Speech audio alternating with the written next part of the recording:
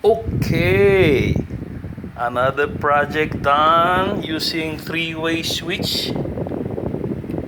Pwedeng pahigop at pwedeng pabuga ang electric pan. So testing natin.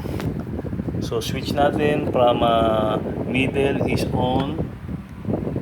Ayan. Lagay natin bago natin i-final sa ano. Check natin kung umiinit. Okay, so far switch natin. Nasa na switch ang ano plug.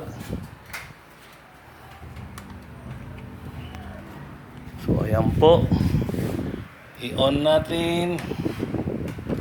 I-on natin itong plug. Ayan po ang ikot niya. Ayan po.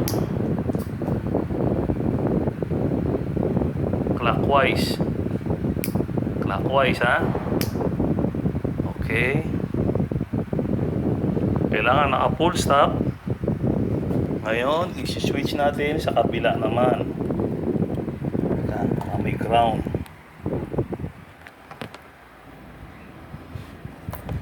Ayan. Switch natin ngayon pa kabila. Ayan.